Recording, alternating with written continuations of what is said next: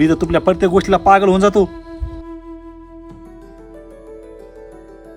तुम्हाला बोलला ना तेच गुन्हा आहे. बरं आता तरी बस कर ना, मग आपला तरी जीव वाचन. असं का तुम्हाला आता मला बोलायला बी प्रॉब्लेम व्हायला का?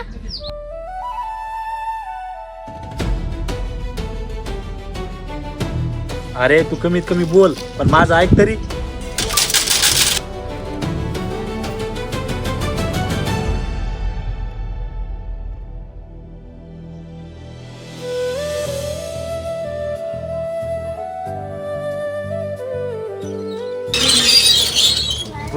पोरा काय झालं? सगळं बरं आहे का? हाय, सगळं बरं आहे. पोरा लय आवाज येत होता म्हणून मी आले. मी तेच बघायला आले तुमचे दोघांचे भांडणं तंडत नाही झाले ना?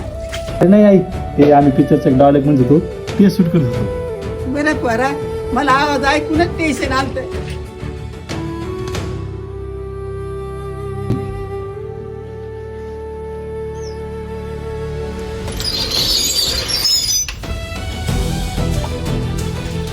काय झालं? आईला सांगितलं कोण नाही काही?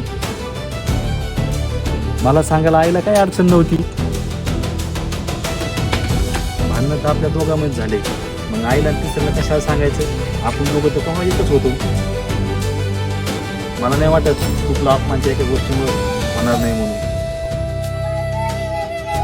आणि हा, नवरा बायकाचं भांडण आतमध्येच चांगलं आहे. जर बाहेर जर माहीत पडलं ना तर अपमान होईल.